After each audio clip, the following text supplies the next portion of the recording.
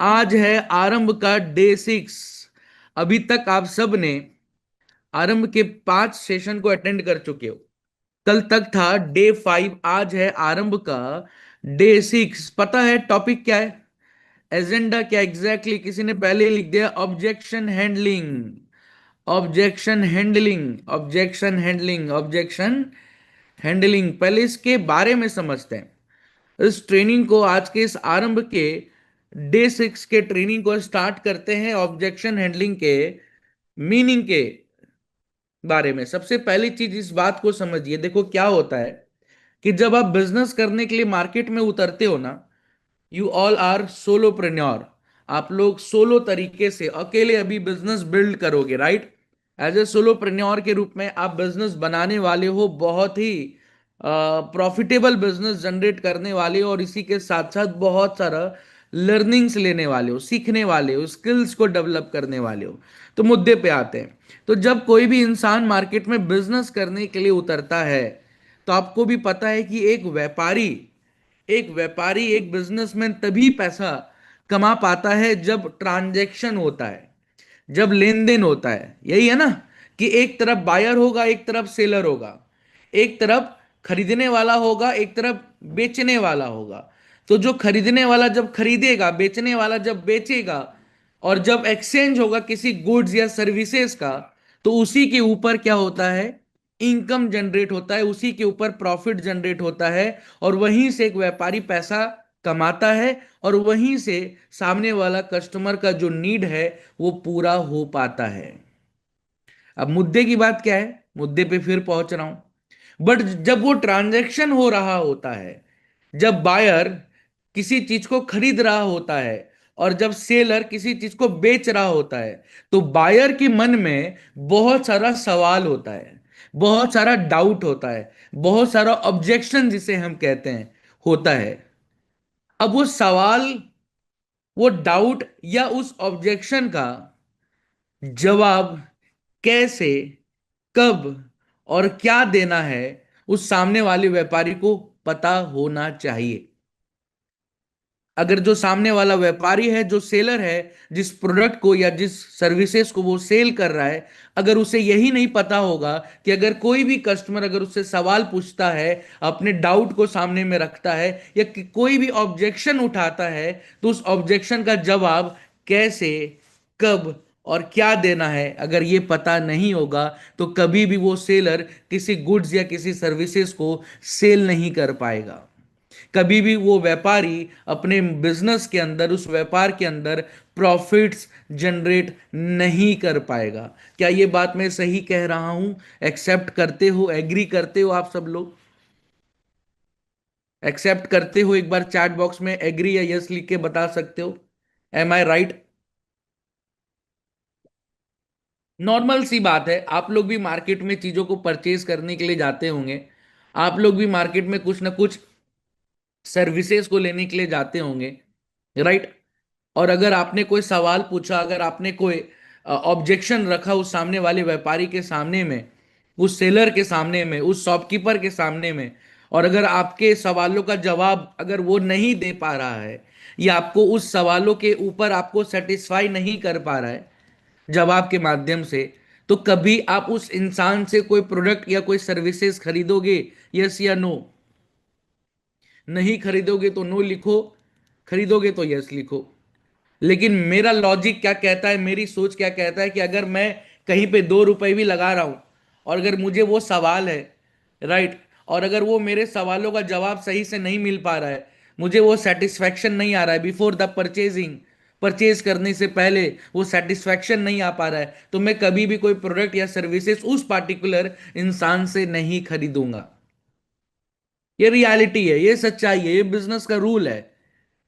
तो आज इस आरंभ के डे 6 के ट्रेनिंग के माध्यम से मैं आप सबको प्रैक्टिकली सिखाने वाला हूं कि ऑब्जेक्शन हैंडलिंग कैसे करते हैं।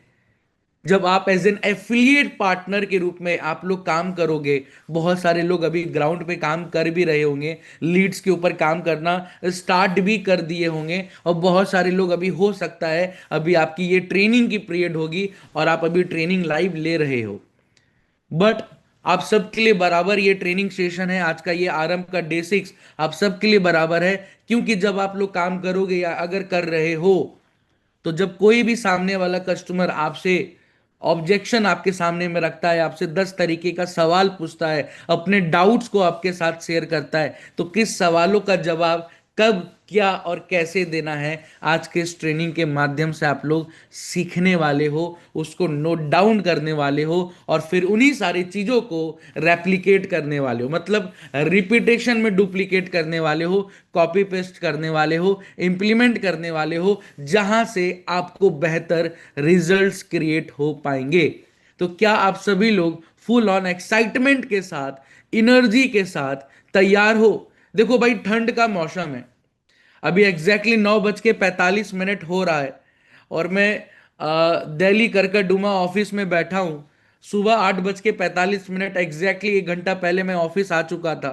राइट, इतने ठंड में ऑफिस आना बाय मॉर्निंग, फ्रेश होकर के सब कुछ काम निपटा करके, तो अगर मैं इतने एनर्जी के साथ, इतने मोटिवेशन के साथ और इसी डिसिप्लिन के साथ आकर के आप सबको अगर बाय मॉर्निंग ट्रेनिंग दे रहा हूं, और मेरे वो एनर्जी को आप मेरे कम्युनिकेशन के माध्यम से फील कर पा रहे हो, तो आप लोगों के अंदर भी वो एनर्जी होना चाहिए। अगर कोई भी इंसान इस ट्रेनिंग को लेट करके अटेंड कर रहा है ना, तो प्लीज बैठ जाओ, और अगर कोई बैठ करके अटेंड कर रहा है तो देखना पीछे कोई डिस्टरबेंस ना हो, बहुत ही फोकस के साथ इस ट्रेनिंग को अटेंड करिएगा। क्योंकि एक बात मैं बता देता हूं, एक्चुअल में जो है ना, जो सेल्स का स्किल्स होता है, जो क्लोजिंग का जो स्किल्स होता है, जहां पे रियल में हमारे पार्टनर्स बहुत अच्छा प्रॉफिट जनरेट कर पाते हैं, एक वही इंसान प्रॉफिट जनरेट कर पाता है जिसके पास ऑब्जेक्शन हैंडलिंग का बहुत सॉलिड कमांड होता है, बहुत सॉलिड कमांड होता है। देखो, यहाँ पे मैं बता दूं, यहाँ पे 2 तरीके के पार्टनर्स बैठे होंगे,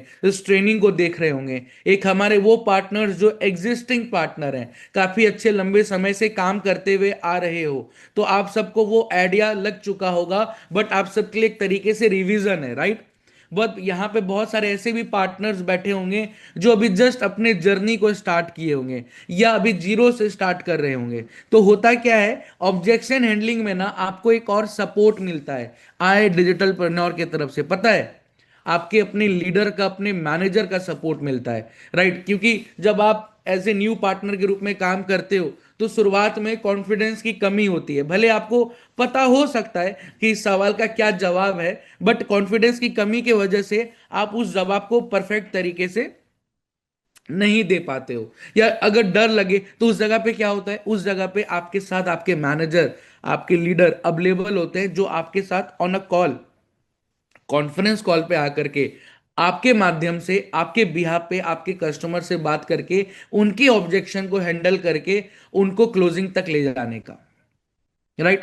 और दूसरा सपोर्ट मैनेजर अपने लीडर से ही मिलता है आप सबको, क्यूएनए का। आप लोग देखे होंगे कि आपके लीडर्स, आपके मैनेजर्स क्यूएनए सेशंस करते हैं, question and answer round, zoom के ऊपर सेशंस करते हैं, तो वो भी एक सॉर्ट ऑफ पार्ट पार्ट है ऑब्जेक्शन हैंडलिंग का। राइट। तो जब आप अपने मैनेजर, जब आपके मैनेजर, आपके लीडर क्यूएनए सेशंस करेंगे, तो उसको जरूर अटेंड किया करिए, वहां से भी आपके अंदर एक कॉन्फिडेंस बहुत बेहतर आएगा, और समझ में आएगा कि किस सवाल का कैसे, कब, क्या जवाब दिया जा रहा है। जब आप अपने मैनेजर के साथ कॉन्फ्रेंस कॉल कराओगे अपने कस्टमर्स का, at the time of objection handling वाली जो पार्ट होती है, डाउट्स क्लियरेंस वाली जो पार्ट होती है, उस कॉल को भी बहुत अच्छे से सुना करो। राइट, उस कॉल को भी सुनना है आप सबको, वहां से भी प्रैक्टिकली आपको सीखने का मौका मिलता है। बट आज के इस आरंभ के डे 6 के इस सेशन के माध्यम से बहुत अच्छे तरीके से practically, in a process, in a sequence वे आप लोग सीखने वाले हो। तो बस अब मैं आप सबके बीच में पीपीटी शेयर करने वाला हूं, ठीक है। अगर आप सबको स्क्रीन दिख रही है, स्क्रीन शो हो रहा है, तो प्लीज एक बार मेरे को चैट बॉक्स पे यस लिख दो, विजिबल लिख दो, एटलीस्ट मैं समझ जाऊंगा कि आप सबको स्क्रीन दिख रहा है, ठीक है। Hmm. Good, thank you so much, thank you so much. एक सेकेंड। डन है।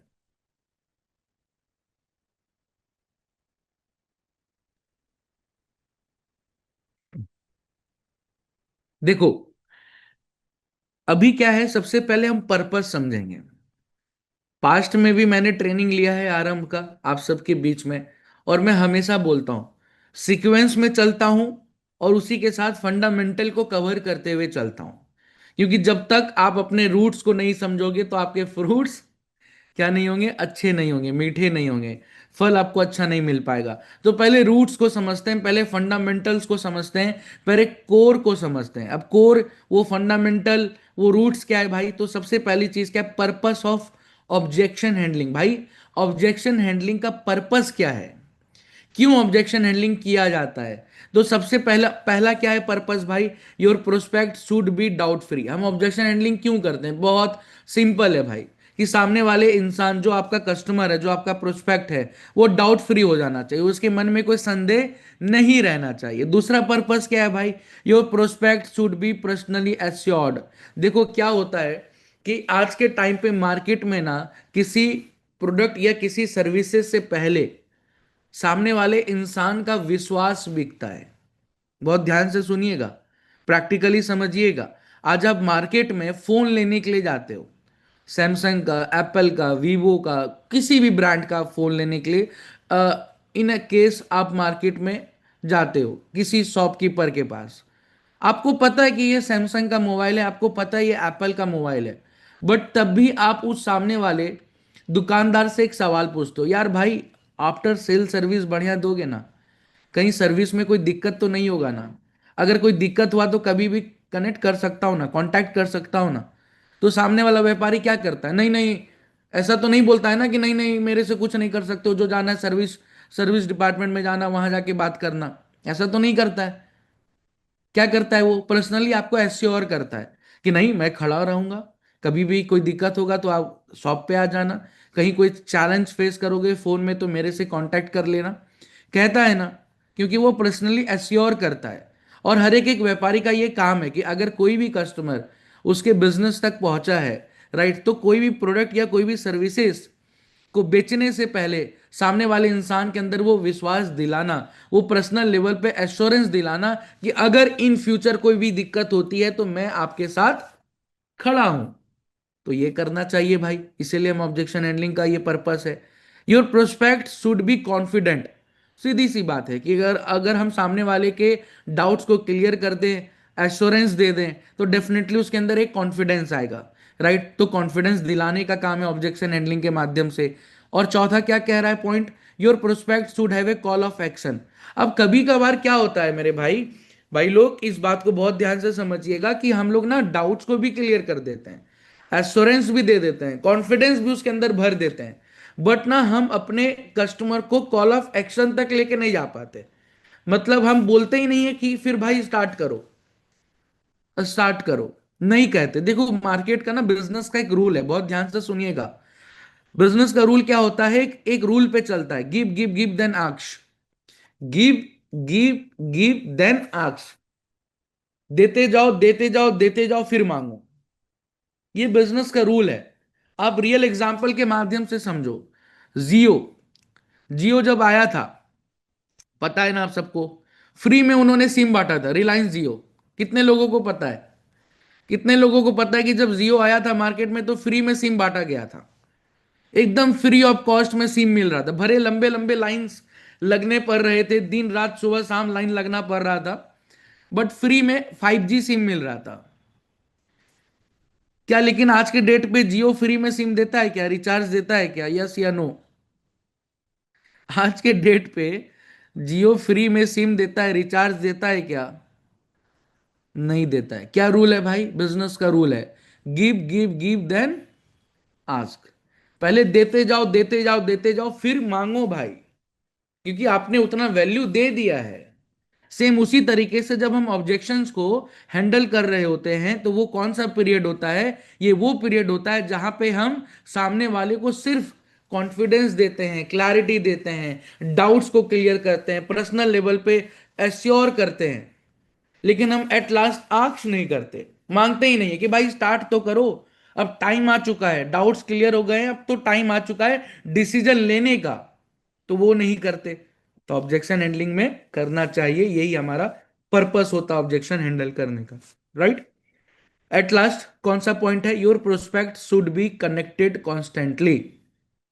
अब यहां पे दो चीज होगा, आपके ऑब्जेक्शन को हैंडल करने के बाद और कॉल ऑफ एक्शन देने के बाद आप आपका कस्टमर आपका प्रोडक्ट या सर्विसेज परचेज करके चला जाएगा। और दूसरा कंडीशन क्या होगा कि थोड़ा सा समय लेगा, 2 4 5 दिन होगा कि थोड़ा सा मुझे पैसा अरेंज करने में समय चाहिए। तो अब ऐसा नहीं है कि आप उसे छोड़ दोगे बीच बाजार में कि ठीक है आप आओ फिर मैं बात करता हूं, नहीं।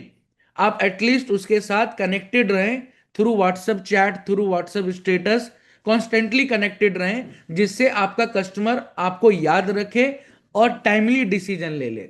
राइट। तो ये था पर्पस ऑफ ऑब्जेक्शन हैंडलिंग। ये फंडामेंटल को समझना बहुत ही ज्यादा जरूरी था आप सबके लिए। अब दूसरा पॉइंट क्या कह रहा है, दूसरा स्लाइड क्या कह रहा है, other major things to understand.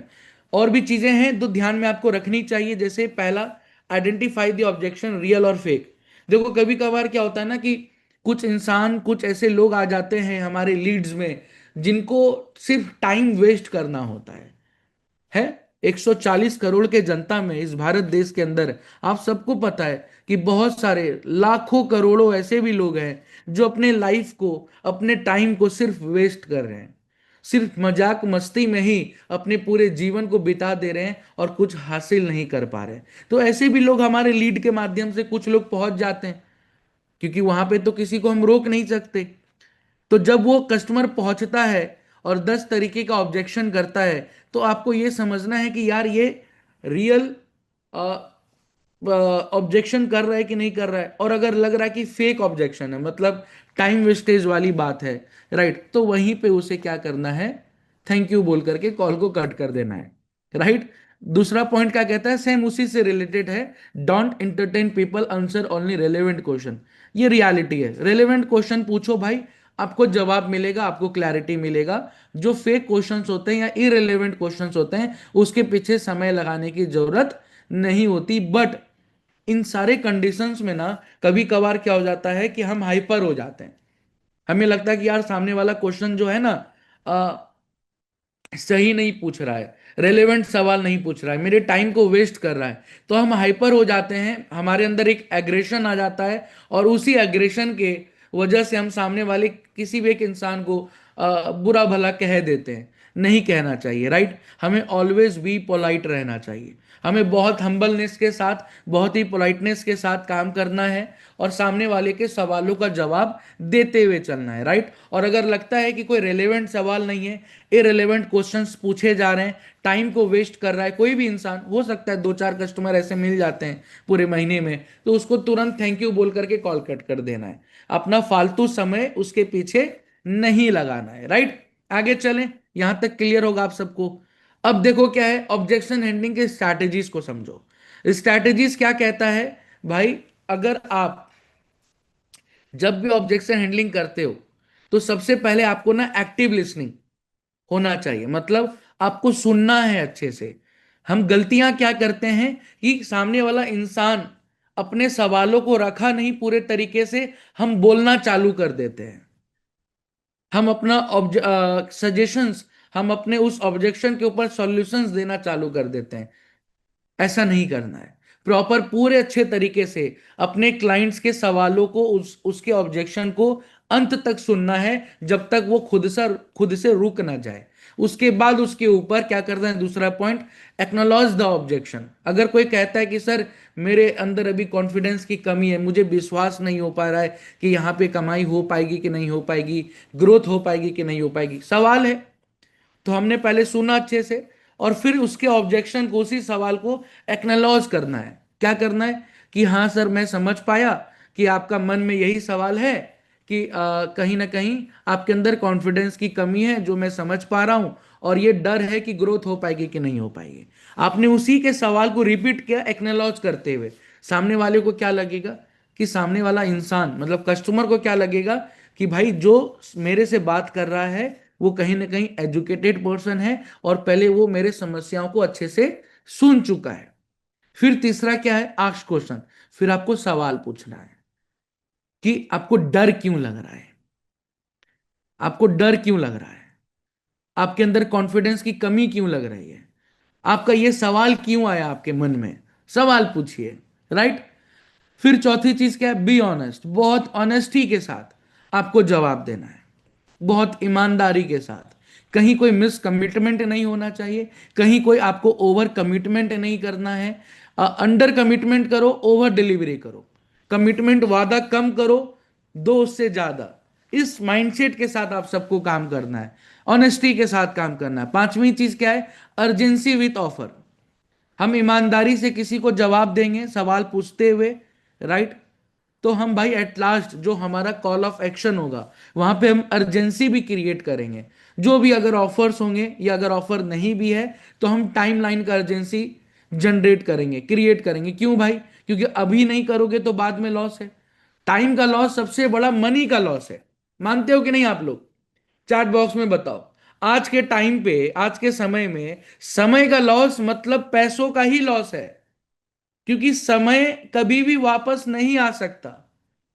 आज के डेट पे मान के चलिए, आप सबसे एक सवाल पूछ रहा हूं, 2025 अभी जस्ट हाल ही में खत्म हुआ है, राइट। आप सबके पास करोड़ों रुपए आ जाए आपके पॉकेट में, क्या 2025 को वापस ला सकते हो क्या? आज के डेट पे करोड़ों रुपए आ जाए, आप कह सकते हो कि यार 2025 वापस आ जाए, एक साल और एक्स्ट्रा मेरे को जीवन में मिल जाएगा मेहनत करने के लिए?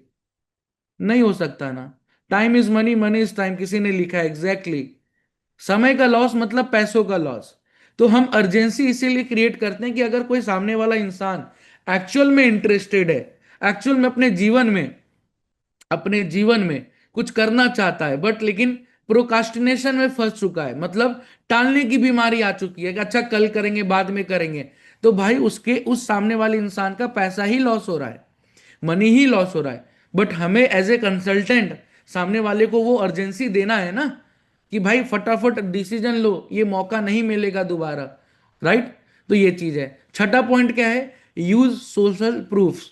अब क्या होता है, कहते हैं कि जब तक आप रिलेवेंट प्रूफ नहीं दिखाओगे, तब तक एक इंसान के अंदर वो विश्वास नहीं बन पाता है, वो विश्वास क्रिएट नहीं हो पाता है। तो हमें स्टोरी टेलिंग के माध्यम से, कहानियों के माध्यम से, कोई कोई कहीं ना फेक कहानी नहीं, रियल कहानी। आप सब लोग देखते हो ना, कंटेंट फैक्ट्री में देखते होगे, बूट कैंप का कटिंग आता है, अलग अलग एफिलिएट्स के सक्सेस स्टोरीज का वीडियो आता है, कि यार एक इंसान जिसके पास कुछ नहीं था, वो साल भर में आई डिजिटल पिनोर के प्लेटफॉर्म पे 50 लाख रुपए कमा गया। रियल स्टोरी है। जिसके पिताजी नहीं थे, फैमिली में कोई सपोर्ट नहीं था, कहीं ना कहीं एजुकेशन कंप्लीट नहीं कर पाया था, बहुत ही मतलब एकदम एक्चुअल में लोअर मिडिल क्लास के फैमिली से आता था, कोई पारिवारिक सपोर्ट नहीं था, राइट। वो इंसान आज हमारे प्लेटफॉर्म पे एक साल में 50 लाख रुपए कमा गया। रियल स्टोरी है। तो इस स्टोरी को जब तक हम नहीं बताएंगे अपने क्लाइंट्स को ऑब्जेक्शन हैंडलिंग के दौरान, तब तक कभी भी वो सामने वाला कस्टमर रिलेट नहीं कर पाएगा और डिसीजन नहीं ले पाएगा। तो यहां तक क्या था, ये बेसिक स्ट्रैटेजीज थे जो हमें ध्यान में रखना है, और इसी चीजों को ध्यान में रखते हुए हमें ऑब्जेक्शन को हैंडल करना है। क्या यहां तक क्लियर है सारी बातें? फिर मैं आगे मेन टॉपिक पे पहुंचूंगा, क्योंकि अभी तो मेन टॉपिक आया ही नहीं है। ये तो समझो आप सबके लिए स्टार्टर था, मेन कोर्स अभी आना बाकी है भाई आप लोगों के बीच में। बट यहां तक क्लियर है आप सबको?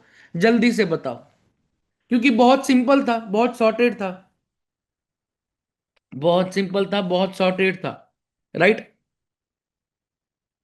ठीक है, गुड। अब देखो, ये है मैन ऑब्जेक्शंस। अब ये रियल चीज है, जैसे मेन कोर्स होता है ना, कभी रेस्टोरेंट में जाओगे तो पहले स्टार्टर खाने को मिलता है, फिर मेन कोर्स आप लेते हो, सेम उसी तरीके से ये मेन ऑब्जेक्शंस हैं। आपको मैं बता दूं, आप सबको ये एक बात बता दूं, ये वो 11 के 11 ऑब्जेक्शंस हैं, बहुत ध्यान से सुनिएगा। ये 11 के 11 ये ऑब्जेक्शंस है, यही ऑब्जेक्शंस आपको सामने से पूछे जाते हैं फ्रॉम अ कस्टमर साइड।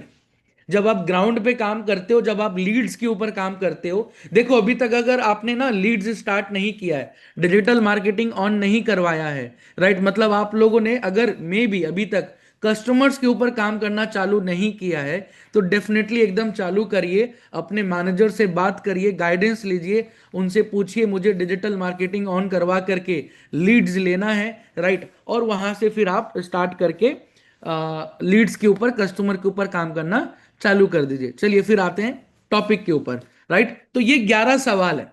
अब ये 11 वो सवाल है जो कस्टमर्स आपसे पूछ सकता है। जरूरी नहीं है कि 11 का 11 सवाल पूछेगा। इस 11 में से 2 सवाल पूछ ले आपसे, 4 सवाल पूछ ले, 5 सवाल पूछ ले। और अगर कोई कस्टमर को बहुत ही ज्यादा डाउट या डर होगा तो 11 का 11 सवाल आपसे पूछ सकता है, राइट। तो लेकिन इससे बाहर कहीं नहीं निकलेगा। इससे बाहर कोई भी इंसान इस 11 के 11 सवालों से बाहर नहीं निकलेगा। इन्हीं 11 सवाल के अंदर ही आपसे वो सवाल पूछेगा। अब ये हम पहले क्यों आपको सिखा रहे हैं, देखो एक रियल रेलेवेंट एग्जांपल देता हूं। आप सबसे सवाल पूछ रहा हूं, जरूर चैट बॉक्स में जवाब देना। अगर मुझे यूपीएससी का तैयारी करना है और यूपीएससी का एग्जाम देना है, और उस यूपीएससी के एग्जाम से पहले, उस सिविल सर्विसेज के एग्जाम से पहले अगर मेरे पास क्वेश्चंस आ जाएं, यही भाई 10 12 15 सवाल पूछने वाले हैं उस एग्जाम के अंदर, और फिर आप तैयारी करके बैठोगे, तो एग्जाम में पास होगे कि नहीं होगे, जल्दी से बताना। या यूपीएससी छोड़ो, लाइफ के किसी भी एग्जाम में बैठोगे और एग्जाम से पहले ही आपके पास क्वेश्चन पहुंच जाए, तो पास भी होगे, चीजों को क्वालिफाई भी करोगे, है कि नहीं। सेम उसी तरीके से हम आपकी तैयारी पहले ही करा रहे हैं। ये सारी चीजें क्या होती है कि एक इंसान ना प्रैक्टिकली सीखता है, प्रैक्टिकली सीखता है काम को करते करते। बट आई डिजिटलप्रेन्योर सपोर्ट सिस्टम पे विश्वास करती है कि नहीं, हम अपने पार्टनर को वो सपोर्ट दे दें पहले ही, जिससे कोई भी पार्टनर बीच मझधार में, बीच समुद्र में ना फंसे, राइट। वो इस पार से उस पार पहुंच पाए, अपने बिजनेस को अच्छे ग्रोथ तक लेके जा पाए। तो हम ये तैयारी पहले ही करवा दे रहे हैं कि अगर इनमें से कोई भी सवाल आपसे कोई भी इंसान, कोई भी कस्टमर पूछता है at the time of objection handling, तो आप जवाब दे सकते हो। कैसे देना है, क्या देना है, कब देना है, अभी मैं प्रैक्टिकली आपको बताऊंगा। आपको सुनना है और बहुत ही ध्यान से सुनना है। अभी नोट डाउन मत करना, सुनना है सिर्फ। क्योंकि सिर्फ अभी के इस सेशन से आपके अंदर कॉन्फिडेंस नहीं आएगा, ये बात मैं पहले ही क्लियर कर देता हूं। अभी मैं 11 को 11 सवालों का जवाब मैं अच्छे तरीके से दूंगा, राइट। बट लेकिन इस सेशन के, इस ट्रेनिंग के रिकॉर्डिंग को आप लोगों को बार बार देखना होगा, बार बार देखना होगा, तभी चीजें यहां पे बैठेंगी, याद रहेंगी, और आप चीजों को फिर धीरे धीरे नोट डाउन कर पाओगे और उसी के अनुसार सामने वाले के ऑब्जेक्शंस को हैंडल कर पाओगे।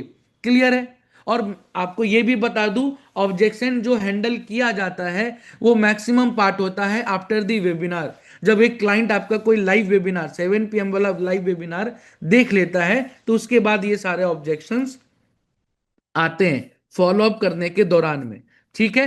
तो सबसे पहला सवाल क्या है, इज इट रियल और fake, doubt about the company. अगर कोई भी सवाल ये पूछे कि कंपनी रियल है कि फेक है, या कंपनी ट्रस्ट वर्दी है कि नहीं है, या क्या कंपनी इलीगल तो नहीं है, वो सवाल हो सकता है। तो आपको बहुत ही कॉन्फिडेंस के साथ 3 बात कहनी है। देखो भाई, सबसे पहली चीज, आई डिजिटलप्रेन्योर एक गवर्नमेंट रिकॉग्नाइज्ड बॉडी है, कंपनी है। कैसे भाई, आप जा करके एमसीए के वेबसाइट पे, एमसीए क्या होता है, ministry of corporate affair, ministry of corporate affair Bharat सरकार की एक ऐसी रेगुलेटरी बॉडी है जो भारत देश के अंदर जितने भी कॉरपोरेट्स हैं, जितने भी बिजनेसेस हैं, जितने भी ऑर्गेनाइजेशन है, पब्लिक सेक्टर, प्राइवेट सेक्टर, सबको लीड करती है, सबको रेगुलेट करती है, सबके एथिकल लीगल चीजों को देख करके तब अप्रूवल देती है। वो है MCA, ministry of corporate affairs. और वहां से जो है अप्रूवल आई डिजिटलप्रेन्योर को मिला हुआ है। आप जाकर के खुद वेबसाइट पे चेक कर सकते हो, पहली चीज। दूसरी चीज, देखो कोई भी एक ऑर्गेनाइजेशन की जो क्रेडिबिलिटी है वो जुड़ी होती है उस ऑर्गेनाइजेशन के फाउंडर के नेम के साथ। उस ऑर्गेनाइजेशन के फाउंडर के नेम के साथ उसकी क्रेडिबिलिटी जुड़ी होती है। जैसे आज के टाइम पे अगर मैं पूछूं कि रिलायंस के ऑनर कौन है, तो छूटते ही आपके मुख से बाहर नाम निकलेगा मुकेश भाई अंबानी। आज अगर मैं पूछूं अडानी के फाउंडर कौन है, तो आप छूटते ही बोलोगे गौतम भाई अडानी। अगर आज मैं पूछूं कि जोमेटो के फाउंडर कौन है, तो आप छूटते ही बोलोगे दीपेंद्र गोयल साहब हैं, बोलोगे ना। आज आज मैं छूटते ही पूछूं टेस्ला के फाउंडर कौन है, तो छूटते ही बोलोगे इलॉन मस्क हैं, राइट। तो एक फाउंडर की क्रेडिबिलिटी उसकी ऑर्गेनाइजेशन के नाम नाम के साथ जुड़ी होती है। तो सेम उसी तरीके से आय डिजिटल पेन्नोर के फाउंडर कौन है? आशुतोष प्रतिहस जी। अब आशुतोष प्रतिहस जी के बारे में अगर आप पब्लिक नोट पे जाकर के देखोगे, तो मार्केट में 8 से 10 सालों से ये काम करते हुए आ रहे हैं।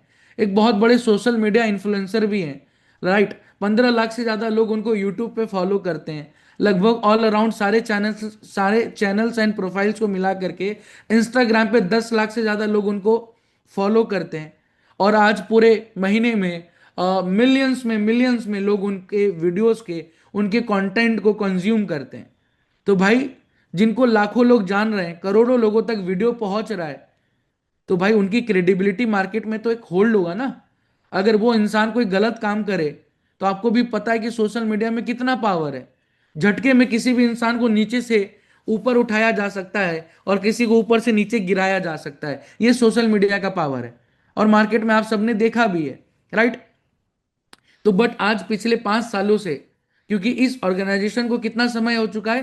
5 साल हो चुका है। इन 5 सालों से आशुतोष सर आई डिजिटल पेन्योर को बिल्ड करते हुए आ रहे हैं और टाइम टू टाइम अपग्रेड करते हुए आ रहे हैं, जिससे हमारे पार्टनर्स बेहतरीन तरीके से लर्निंग ले पाए और अर्निंग करके ग्रोथ ले पाए। और एक भी दाग नहीं है पिछले 5 सालों में। तो यही हमारी क्रेडिबिलिटी है, यही हमारी रियलिटी है, राइट। और इस बात को समझिए, डेटा क्या कहता है कि अगर कोई भी स्टार्टअप स्टार्ट होता है, तो नेक्स्ट 5 ईयर के अंदर 100 में से 95% स्टार्टअप बंद हो जाता है, वाइंड अप हो जाता है, ताला लग जाता है, दिवालिया घोषित हो जाता है।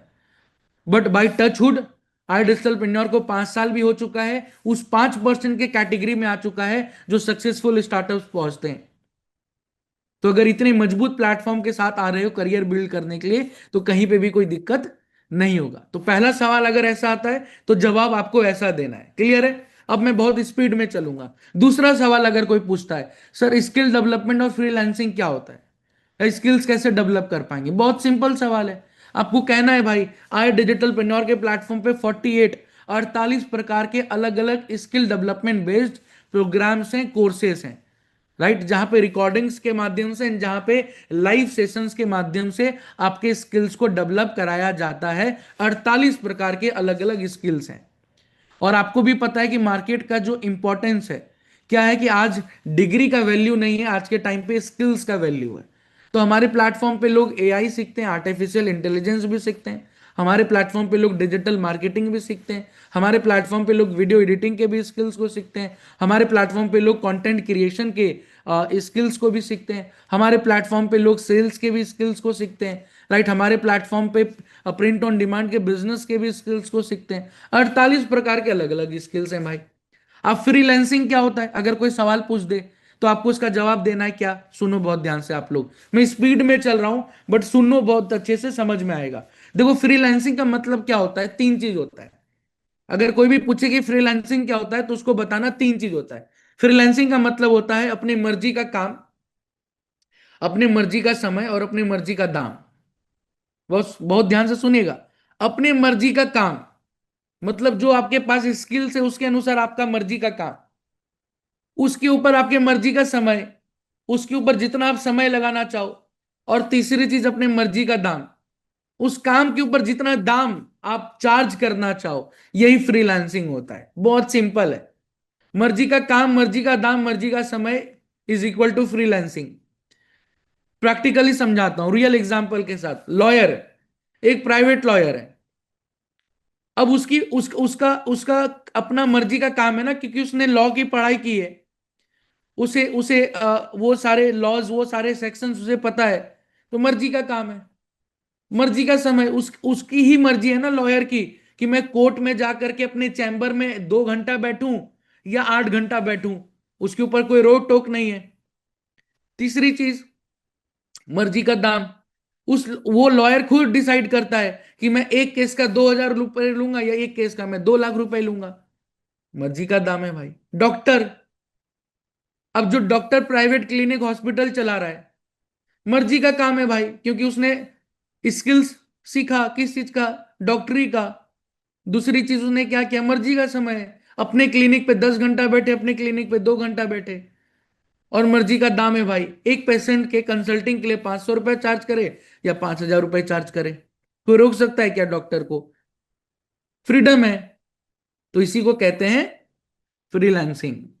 आपने वीडियो एडिटिंग की स्किल्स को सीख लिया, आपके पास स्किल से मर्जी का काम है कि आप वीडियो एडिट करेंगे, उसके ऊपर सर्विसेज देंगे, वहां से पैसा कमाएंगे, मर्जी का काम है। अब आपके ऊपर है कि आपको वीडियो एडिटिंग के स्किल्स को सीखने के बाद कितना प्रतिदिन समय देना है इस काम के अंदर, बिजनेस को बिल्ड करने को लेकर के। आपकी मर्जी है। अब एक वीडियो एडिट करने का 500 रुपए लो या 5,000 रुपए लो, ये आपकी मर्जी है, फ्रीलांसिंग है। राइट? तो हमारे प्लेटफॉर्म पे लोग स्किल्स को सीखते हैं और फ्रीलांसिंग के अपॉर्चुनिटीज को ग्रैब करते हैं, हमारे प्लेटफॉर्म से भी कर जाते हैं और मार्केट से भी कर जाते हैं। तो यही होता है। क्लियर है? तीसरा सवाल, affiliate business model and earning process. अगर कोई पूछे कि भाई एफिलिएट बिजनेस मॉडल क्या होता है, और उसके बाद अगर ये कोई पूछे कि पैसा कमाने का तरीका क्या है, तो उसका भी क्लैरिटी दे देता हूं, वही आपको बताना है। देखो, अगर कोई पूछे एफिलिएट बिजनेस मॉडल क्या होता है, तो बहुत सिंपल तरीके से बताइएगा, सर एफिलिएट बिजनेस मॉडल ना रेफरल मॉडल होता है। कोई जोड़ने जोड़ाने वाला काम नहीं है, कोई मल्टी लेवल वाला काम नहीं है, कोई चेन बनाने वाला काम नहीं है, पहले ही क्लियर कर रहा हूं। Affiliate model is all about referral model, जहां पे आप किसी चीज को रेफर करते हो और पैसा कमाते हो। जस्ट लाइक एक एग्जांपल को समझो। एक समय गूगल पे आया था, भाई लोग आप लोग भी बहुत ध्यान से सुनिएगा और मेरे को जरूर रिप्लाई करिएगा। गूगल पे आया था, फोन पे आया था, आज भी है। बट जब गूगल पे फोन पे शुरुआत में जब मार्केट में एंट्री लिया था, तो उस टाइम पे गूगल पे ने क्या कहा कि भाई आप हमारे एप्लीकेशन को, गूगल पे के एप्लीकेशन को अपने आईडी के माध्यम से किसी को रेफर करो, हम आपको कैशबैक देंगे, 50 रुपए का, 100 रुपए का, 200 रुपए का, 1,000 रुपए का। आप स्क्रैच करोगे, आपका वो 50, 100, 200, 500, 1,000 रुपए आपके अकाउंट में क्रेडिट हो जाएगा। पता है कितने लोगों को, कितने लोगों को पता है ये बात? चैट बॉक्स में बताइए, कितने लोगों को पता है ये बात कि गूगल पे ने ऐसा किया था? आज भी करता है, आज भी करता है गूगल पे, फोन पे, पेटीएम, आज भी करता है। 800 कमाया हूं, किसी ने लिखा है, एग्जैक्टली exactly। तो इसी को रेफरल मॉडल कहते हैं। आप किसी चीज को रेफर करो, उसके ऊपर कुछ कैशबैक कमा लो, कुछ अर्निंग कर लो, वही एफिलिएट मॉडल है। आज हमारे प्लेटफॉर्म पे लोग एफिलिएट बिजनेस करने के लिए पैसा नहीं देते हैं। एफिलिएट बिजनेस के लिए उस पार्टनरशिप के लिए, उस लाइसेंस को लेने के लिए पैसा कोई भी इंसान नहीं देता। आज कोई भी इंसान हमारे प्लेटफॉर्म पे निवेश करता है तो वो लर्निंग पर्पज से करता है। आज अगर कंपनी आपसे एक भी रुपए चार्ज कर रही है, तो वो सिर्फ कोर्सेज के लिए चार्ज कर रही है, क्योंकि कोर्सेज को बनाने में, लाइव प्रोग्राम्स को बनाने में, जहां से आप अपने स्किल्स को डेवलप कर पाओ, उसमें लाखों करोड़ों रुपए खर्च होता है, लाखों करोड़ों रुपए खर्च होता है। और वो रेकरिंग कॉस्ट है, वो कंपनी बार बार हर एक मंथ उसका कॉस्ट उठाती है। आपको भले नहीं उसको उस चीज का पे करना है, बट कंपनी वो कॉस्ट उठाती है, क्योंकि टैग का कॉस्ट होता है, लॉयल्टी लॉयल्टी फीस होती हैं अलग अलग स्पीकर्स के, वो कॉस्ट जाता है मार्केट में। समझ पा रहे हो? बट आप कुछ निवेश करते हो तो अपने लर्निंग के लिए करते हो, लेकिन कंपनी आपको कॉम्प्लीमेंट्री में क्या करती है, अपने आई डिजिटल प्रन्योर का एफिलिएट बिजनेस का लाइसेंस दे देती है, ऑथोरिटी दे देती है, पावर दे देती है। जिस ऑथोरिटी के दम पे, जिस पावर के दम पे, जिस लाइसेंस के दम पे आप यहीं के कोर्सेज को भी रेफर करके पैसा कमा सकते हो, ये आपकी चॉइस होती है। राइट? तो यही है एफिलिएट बिजनेस मॉडल। अब अगर कोई पूछे कमाई का क्या तरीका है भाई, अर्निंग प्रोसेस क्या है, और चौथा सवाल भी देखना बहुत ध्यान से, क्या लिखा है, support system and work process. तो अगर कोई भी इंसान आपसे यह पूछे कि कमाई का तरीका क्या है, सपोर्ट सिस्टम क्या है, काम करने का क्या तरीका है, इन तीनों सवाल का जवाब एक ही है। बहुत ध्यान से सुनिएगा। अर्निंग का process, support system, work process, अगर कोई भी पूछे आपसे, तो इन तीनों का सवाल का जवाब एक ही है। अगर मान के चलो कोई एक ही चीज पूछा कि सर काम करने का क्या तरीका है, तो आपको सामने से यह चीज क्लियर करना है कि सर आपका जो सवाल है ना, काम करने का क्या तरीका है, वो तो मैं क्लियर करूंगा ही, बट मैं जो क्लैरिटी दूंगा ना, उस क्लैरिटी में आपको यह भी समझ में आ जाएगा कि हमारा सपोर्ट सिस्टम क्या है और हमारा अर्निंग करने का भी प्रोसेस क्या है। अर्निंग करने का भी प्रोसेस क्या है, उसी में आपको प्रॉपर क्लैरिटी मिल जाएगा। तो मतलब इन तीनों का सवाल का जवाब एक ही है। अब वो क्या है जवाब भाई? वो है आपका 80 और 20 का रूल। आपके सामने में 80 और 20 का रूल। 80 और 20 का रूल क्या कहता है, बहुत ध्यान से सुनिएगा, आप लोगों को समझाना है अपने क्लाइंट को कि सर 80 और 20 का रूल ये कहता है कि 80% ऑफ द रिस्पॉन्सिबिलिटी, 80% जो जिम्मेदारी है वो आपकी नहीं है। वो 80% जिम्मेदारी कंपनी की है, मैनेजमेंट की है, उनके कंधों पे जिम्मेदारी है। सिर्फ 20%, 20% ही रिस्पॉन्सिबिलिटी आपकी होगी, हमारी पार्टनर्स की होती है। अब इसको भी समझो क्या होता है। 20% में सर आपको सिर्फ 4 काम करना होता है। सिर्फ 4 काम। पहला काम प्रॉपर लर्निंग लेना, ट्रेनिंग लेना, अपने स्किल्स के ऊपर काम करना, जो आप करोगे ही, क्योंकि मैंडेटरी है भाई। स्किल्स डेवलप होगा तो काबिलियत पैदा होगा, काबिलियत पैदा होगा तो पैसा खुद आपके पीछे आएगा दौड़ करके। दूसरी चीज, जब आप एफिलिएट बिजनेस में काम करोगे तो आपको किसी कस्टमर के पास नहीं जाना, कस्टमर खुद आएंगे आपके पास। और बट अगर वो खुद पहुंच रहे हैं तो हर एक एक चीज की ज्ञान खुद नहीं देनी, क्लैरिटी खुद नहीं देना, राइट। डाउट को सारे तरीके से डाउट को खुद क्लियर नहीं करना, सिर्फ उस कस्टमर के बारे में समझते हुए उसको लाइव वेबिनार में इनवाइट कर लेना, जैसे मैंने आपको किया था।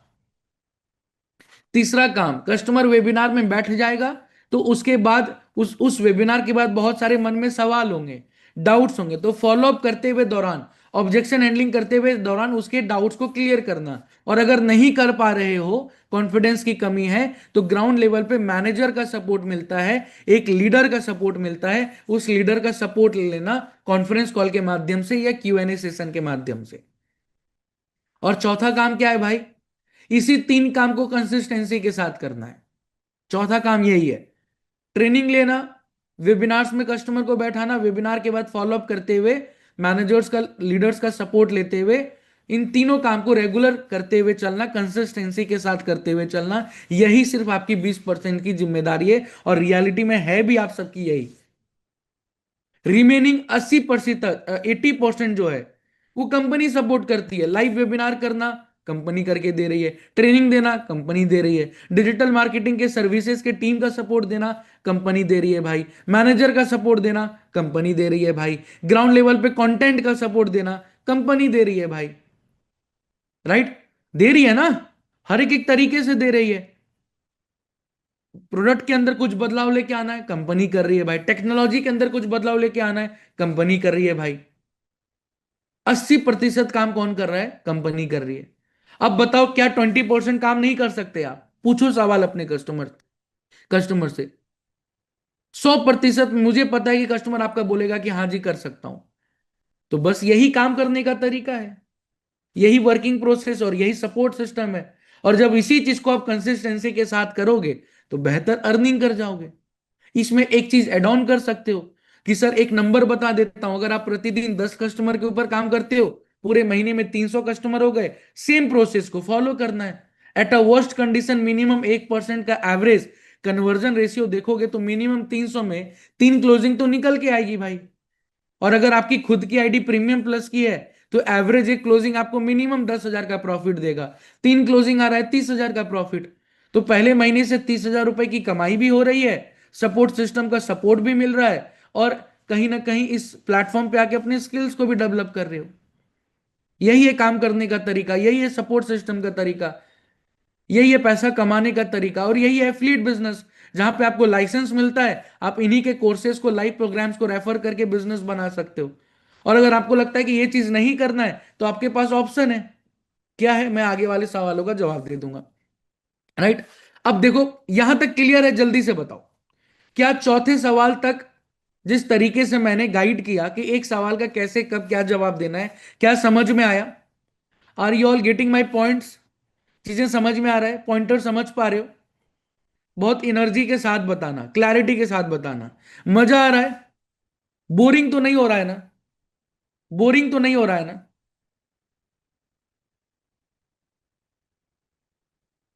देखो पहले ही तैयारी करवा रहा हूं आप सबका, पहले ही तैयारी करवा रहा हूं। पहले से तैयार रहोगे तो बेहतर तरीके से ऑब्जेक्शंस को हैंडल कर पाओगे। राइट। पांचवी चीज, पैसा नहीं है, कोई सवाल पूछ दे भाई, सामने में सवाल रख दे कि भाई मेरे पास सर पैसा नहीं है, मैम पैसा नहीं है। देखो, बहुत ध्यान से समझिएगा, लॉजिकल समझिएगा।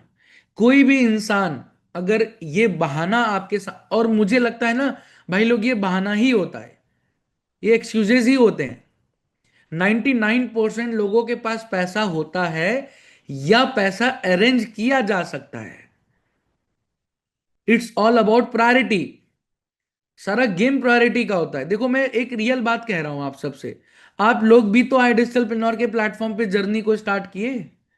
आप लोगों ने भी कहीं ना कहीं बोला होगा अपने मन में या सामने वाले पार्टनर को जिसके माध्यम से आपने स्टार्ट किया कि भाई मेरे पास भी पैसों की कमी है या पैसा नहीं है। बोला था ना। लेकिन आपने अरेंज करके स्टार्ट किया ना। क्यों? क्योंकि आपको अपने लाइफ का प्रायोरिटी पता चल गया कि अगर इस चीज को मैं पीछे छोड़ दिया तो मेरा करियर और लॉसेस में जाएगा, करियर में ग्रोथ नहीं हो पाएगी। तो आपको प्रायोरिटी पता चला, आप उसके ऊपर काम कर गए। सेम उसी तरीके से एक इंसान ना अपने लाइफ में चीजों को प्रायोरिटी पे नहीं ला पाता। वो कंफर्ट को पहले ला देगा, वो बहाने को पहले ला देगा, वो 10 तरीके के प्रॉब्लम्स को, चैलेंजेस को पहले ला देगा, लेकिन करियर को पीछे रखेगा, अपॉर्चुनिटीज को पीछे रखेगा, लर्निंग वाली बात को पीछे रखेगा। इसी की वजह से आज भारत देश की ग्रोथ नहीं हो पा रही है, यहाँ की यूथ की ग्रोथ नहीं हो पा रही है। इसमें किसी सरकार का कोई, गवर्नमेंट का कोई मतलब मुझे नहीं लगता कि भाई इसमें है बात। ये एक इंसान का ही प्रॉब्लम है कि यार वो सारी चीजों को आगे रख देता है, करियर को पीछे रखता है, स्किल डेवलपमेंट को पीछे रखता है। तो इट्स ऑल अबाउट प्रायोरिटी। तो जिसके अंदर वो प्रायोरिटी आ जाएगा कि भाई मुझे अपने करियर पे काम करना है, मुझे नए अपॉर्चुनिटीज को ग्रैब करना है, मुझे अपने स्किल्स को डेवलप करके एक मजबूत करियर की शुरुआत करनी है, तो वो इंसान पैसा अरेंज करेगा और स्टार्ट करेगा। और अगर होगा अपने पास तो तुरंत करेगा। बट क्यों सामने में बहाना रखता है कि पैसा नहीं है? उसके पीछे रीजन को समझिए। वो इसलिए रखता है क्योंकि ये 5 रीजन है। या सामने वाले के मन में वो नीड जनरेट नहीं हो पाया, जिस पर्पज से वो आया था उसे समझ में ही नहीं आया कि ये मेरे लिए जरूरी क्यों है। दूसरा हो सकता है कि इंटरेस्ट जग नहीं पाया, इच्छा शक्ति नहीं जग पाया। तीसरा हो सकता है कि भाई अर्जेंसी क्रिएट नहीं हो पाया, मतलब क्लैरिटी के साथ अर्जेंसी क्रिएट नहीं हो पाया। चौथी चीज क्या है? ट्रस्ट नहीं हो पाया। ट्रस्ट मतलब विश्वास, आपके ऊपर भी और उसको अपने ऊपर भी, कि मैं कर पाऊंगा कि नहीं कर पाऊंगा। और जब नीड जनरेट नहीं हो पाता है, इंटरेस्ट क्रिएट नहीं हो पाता है, अर्जेंसी क्रिएट नहीं हो पाता है और ट्रस्ट पैदा नहीं हो पाता है, तो कस्टमर बोलता है मेरे पास पैसा नहीं है। या इन चारों में से कोई एक चीज की भी कमी हो गई, मान के चलो नीड भी जनरेट हो गया कि हाँ भाई करना है, समझ में आ गया आज के टाइम पे ऑनलाइन बिजनेस का ट्रेंड है और इसको अगर कर लिए तो लाइफ सेट हो सकता है। इंटरेस्ट भी आ गया कि हाँ भाई स्किल्स को भी सीखने का मौका मिलेगा तो बहुत कुछ आगे कर भी जाऊंगा क्योंकि नॉलेज होगा तो अच्छा रहेगा। अर्जेंसी भी आ गया, क्लैरिटी भी मिल गया कि आज ही क्यों करना चाहिए। एट लास्ट ट्रस्ट की कमी रह गई, विश्वास नहीं हो पाया। आपके ऊपर उसको विश्वास नहीं हो पाया, खुद के ऊपर उसको विश्वास नहीं हो पाया, तो तब भी कह देगा नो मनी। मान के चलो आप इंटरेस्ट क्रिएट कर दिए, अर्जेंसी क्रिएट कर दिए, ट्रस्ट कर दिए, लेकिन क्यों जरूरी है ये नहीं बता पाए, ये नहीं क्लियर कर पाए, तो तब भी कह देगा कि नो मनी, मेरे पास पैसा नहीं है। तो ये चार सबसे बड़ा रीजन होता है जिसके वजह से एट लास्ट एक इंसान बोलता है मेरे पास पैसा नहीं है। तो जब भी आप बात करो, जब भी आप किसी के भी ऑब्जेक्शन को हैंडल करो, तो नीड को भी जनरेट करते हुए, इंटरेस्ट को भी क्रिएट करते हुए, क्लैरिटी देते हुए, भरोसा डालते हुए, ट्रस्ट के माध्यम से आपको ऑब्जेक्शन को हैंडल करना है, जिससे आपका वो सामने वाला कस्टमर कह देगा कि भाई मेरे पास पैसा है। राइट। और दूसरी चीज, लॉजिकल भी बात करो, इमोशनल भी बात करो कि भाई अगर आज के डेट पे आपके पास 22,000 रुपए भी नहीं है अपने करियर के ऊपर इन्वेस्ट करने को लेकर के, क्या 6 महीने के बाद आ जाएगा क्या? अगर आज नहीं है तो 6 महीने के बाद भी नहीं आएगा। अगर आज अपने जीवन को बेहतर बनाने के लिए, अपने फाइनेंशियल क्रंचेस को दूर करने के लिए आज कुछ नहीं करोगे तो 6 महीने बाद और बदतर हो जाएगा, खराब हो जाएगा। अगर आज कोई बीमारी है और डॉक्टर ने कहा इसका इलाज करा लो, ऑपरेशन करा लो, और अगर उसको आप इग्नोर करोगे तो क्या 6 महीने बाद वो बीमारी ठीक होगा कि बढ़ेगा? और बढ़ेगा ना। तो क्यों लॉस लेना भाई? तो बस यही चीज है, राइट। अब बहुत स्पीड में चलूंगा भाई, यहां तक बहुत इंपॉर्टेंट ऑब्जेक्शन था। छठा ऑब्जेक्शन क्या है? Can I earn without taking a package? सीधा मना करो। अगर कोई भी सवाल ये पूछे कि क्या भाई मैं बिना पैकेज लिए पैसा कमा सकता हूं, तो नहीं भाई, जब तक इनरोलमेंट नहीं होगा, जब तक आप कंपनी के साथ एसोसिएट नहीं होगे, तब तक आप पैसा नहीं कमा सकते। सीधी सी बात है, मार्केट में अगर आपको फोन खरीदना है, फोन की इच्छा शक्ति है, तो पैसा दोगे तो फोन मिलेगा, पैसा नहीं दोगे तो फोन नहीं मिलेगा। किसी भी प्रोडक्ट को या किसी भी सर्विसेज का फायदा उठाना है, तो अल्टीमेटली आपको उस चीज में इनरोल होना पड़ता है, निवेश करना पड़ता है, खर्च करना पड़ता है, तभी आप उसका फायदा उठा पाओगे। तो पैसे की कमाई विदाउट पैकेज नहीं हो सकता। सातवीं चीज, will I able to do this? अगर कोई सवाल पूछ ले कि क्या मैं ये कर सकता हूं या कर सकती हूं, तो एकदम कॉन्फिडेंस के साथ कहो हाँ जी, क्यों नहीं कर सकते हो। लेकिन एक ही शर्त है भाई, अगर आप मिनिमम 3 घंटा समय देने के लिए तैयार हो प्रतिदिन, और उसी 3 घंटे में 1 घंटा मिनिमम लर्निंग के ऊपर, अगर लर्निंग का एटीट्यूड रखते हो, सीखने का अगर आपके अंदर इच्छा शक्ति है, तो डेफिनेटली आप कर सकते हो। अगर सीखने का इच्छा शक्ति एकदम खत्म हो चुका है, मर चुका है, आप लर्निंग नहीं लेना चाहते हो, अपने करियर में कुछ नया बदलाव नहीं लाना चाहते हो, समय के अनुसार नए नॉलेज को नहीं लेना चाहते हो, तो फिर आप भाई, मैं खुद ही मना कर रहा हूं, आप इस प्लेटफॉर्म पे मत आना। और मैं आप सबको भी बता रहा हूं, कह देना इस बात को, क्योंकि अगर उस इंसान को आप जबरदस्ती भी लेके आ गए ना, तो वो जीवन भर आपको परेशान करेगा, क्योंकि वो खुद ही सीखना नहीं चाहता। तो मैं क्यों उस इंसान को अपॉर्चुनिटी दूं जो सीखने के लिए तैयार ही ना हो। तो आप जरूर कर सकते हो, बस शर्त यही है, मिनिमम 3 घंटा देना है, और उसी के अंदर 1 घंटा लर्निंग रखना है, जिसमें आपके अंदर वो लर्निंग का एटीट्यूड होना चाहिए, सीखने की इच्छा शक्ति होनी चाहिए। और अगर है, अगर आप बोलते हो कि हाँ मेरे अंदर है वो इच्छा शक्ति, मुझे समय के अनुसार अपने आप को बदलना है, तो भाई आपका वेलकम है, आप आइए, डेफिनेटली आप कर जाओगे, क्योंकि सपोर्ट सिस्टम है, राइट। आठवां सवाल, अर्निंग कितने दिनों में हो जाएगी? अगर कोई सवाल पूछता है भाई कस्टमर, भाई कमाई मैं कितने दिनों में स्टार्ट कर लूंगा, तो बहुत ही सच्चाई के साथ, ट्रांसपेरेंसी के साथ बताना है। सर हमारे प्लेटफॉर्म पे एक इंसान शुरुआत के 10 दिनों के अंदर भी कर लेता है, एक इंसान हमारे प्लेटफॉर्म पे ओवरऑल 30 दिनों के अंदर भी करना चालू कर देता है, एक इंसान हमारे प्लेटफॉर्म पे 40 से 45 दिनों के अंदर भी करना चालू कर देता है। ये डिपेंड करता है वो कितना कंसिस्टेंट है। आप भी अगर आ रहे हो, तो मैं भी यही आपको गाइड करूंगा कि आपको कंसिस्टेंट रहना है, एटलीस्ट 90 डेज, 90 दिन का माइंडसेट लेके आना कि 90 डेज मुझे कंसिस्टेंट रहना है, रेगुलर काम करना है, रेगुलर लर्निंग लेनी है, क्योंकि फिर ये प्रूवन कॉन्सेप्ट है कि हमारे प्लेटफॉर्म पे जो 90 दिन लगातार काम करता है विदाउट एनी ब्रेक, ऐसा नहीं कि 10 दिन काम किया तो 20 दिन के बाद फिर स्टार्ट कर रहे हैं और ओवरऑल उसको 90 दिन मान लिए, नहीं, लगातार 90 दिन विदाउट एनी ब्रेक अगर कोई भी इंसान काम कर लेता है, तो वो 1 लाख रुपए के मंथली इनकम पे पहुंच जाता है। और इस बात को बता दो सर, कि अगर आज के टाइम पे आपके पास कोई ऐसा अपॉर्चुनिटी है जो आपको 90 दिन के अंदर 1 लाख रुपए की इनकम पे लेके जाएगा, कोई नहीं होगा। आज आई डिजिटल पेन्योर है आपके पास कि आपको पहुंचा सकता है वहां तक। तो अर्निंग आप कितने भी समय में कर सकते हो, ये डिपेंड करता है कि आप फटाफट कितने चीजों को जल्दी से सीख पाते हो, राइट। नौवां सवाल, टाइम नहीं है। अगर कोई पूछ दे, बोल दे कि टाइम नहीं है, तो भाई बहुत लॉजिकल और बहुत डायरेक्ट जवाब दो कि सर टाइम किसके पास नहीं है? धीरू भाई अंबानी जी के पास, गौतम आपके मुकेश भाई अंबानी जी के पास, गौतम भाई अडानी जी के पास भी 100 बिजनेसेस हैं, चला तो रहे हैं, टाइम तो लगा रहे हैं। मैं भी अपने घर को, अगर आप हाउस वाइफ हो तो बताओ ना, मैं भी अपने परिवार को मैनेज कर रही हूँ, बच्चे को मैनेज कर रही हूँ, राइट, और उसके साथ साथ इस काम को भी देख रही हूँ, टाइम तो निकल ही रहा है ना। 24 घंटे में कितने घंटे सोते होगे? 8 घंटे सोते होगे। रिमेनिंग कहाँ जा रहा है समय? देखो उसमें से 2 घंटा 3 घंटा निकालो, प्रायोरिटी पे रखो। टाइम आज नहीं है तो कल कहां से हो जाएगा आपके पास? और अगर यही 10-20 हजार पैसा, 25 हजार 30 हजार कमाने के लिए आप 12-12 घंटे का समय लगा दे रहे हो, तो फिर लाइफ में कहां से ग्रोथ आ पाएगा? उस 30 हजार को कैसे 3 लाख बनाना, ये पता ही नहीं है आपको। तो टाइम तो निकालना पड़ता है, टाइम मैनेज करना पड़ता है, राइट।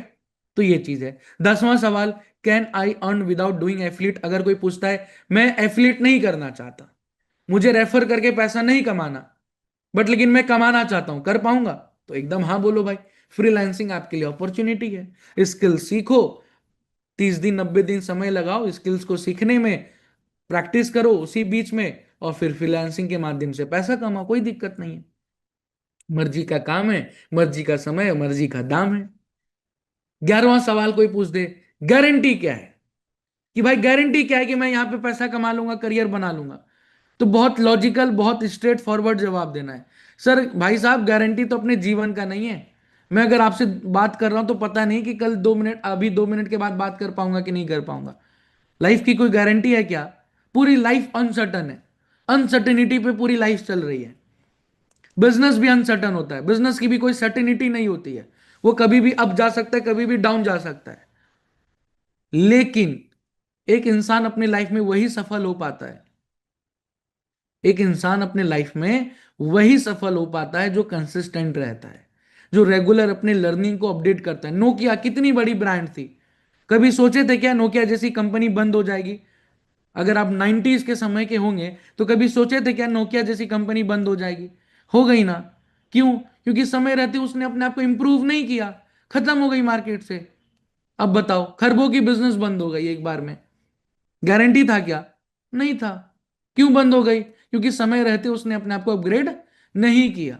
तो अगर आप समय रहते अपने आप को अपग्रेड नहीं करोगे, अपने स्किल्स को डेवलप नहीं करोगे, मार्केट के अनुसार अपने आप को तैयार नहीं करोगे, तो आप भी मार्केट से आउटडेटेड हो जाओगे। मार्केट आपको लात मार के बाहर निकाल देगा कि चलो भाई बाहर, कोई तेरा फायदा नहीं है यहाँ पे। बट लेकिन अपने आप को अपग्रेड करते हुए चलोगे, अपने नॉलेज, अपने स्किल्स को अपग्रेड करते हुए चलोगे, राइट, मेहनत करते रहोगे, कंसिस्टेंट रहोगे, तो हमेशा मार्केट में टिके रहोगे और प्रॉफिटेबल बिजनेस बनाते चलोगे।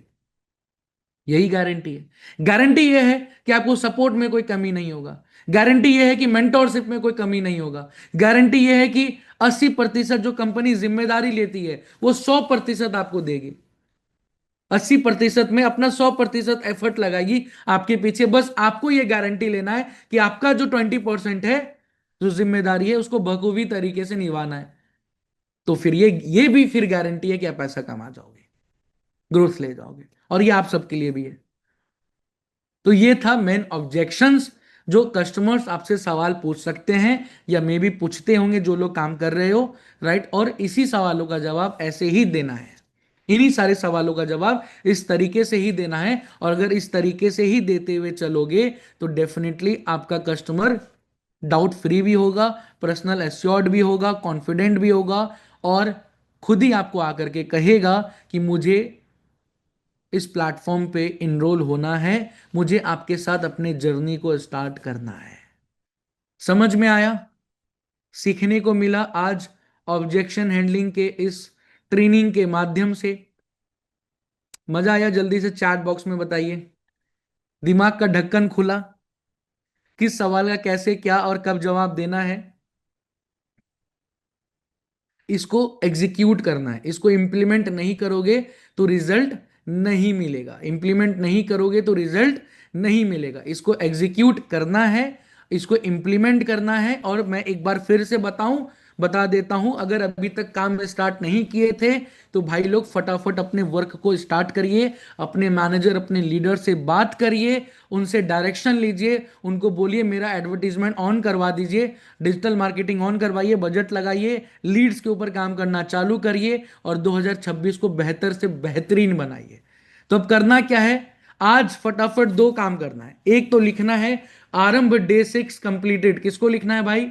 अपने मैनेजर को। और उसके नीचे फीडबैक शेयर करना है कि क्या आज आपने सीखा या कैसा लगा ऑब्जेक्शन हैंडलिंग का सेशन।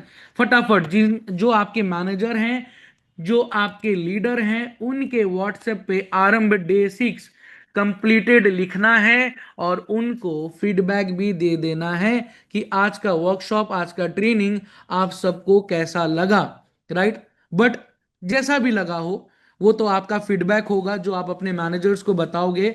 बट मुद्दे की बात क्या है?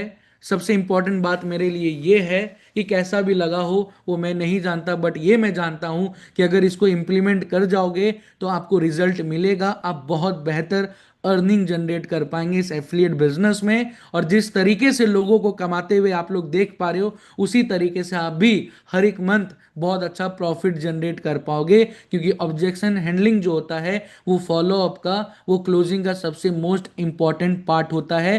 तो इसके रिकॉर्डिंग को बार बार आप देख करके सीखो, इंप्लीमेंट करो और growth low. All the best everyone. मिलता हूं अनदर आरंभ के सेशन में। बट अपने मैनेजर को जरूर बता दीजिए आरंभ day 6 completed, and feedback share कर दीजिए कि क्या आज आपको सीखने का मौका मिला। All the best. मिलता हूं किसी और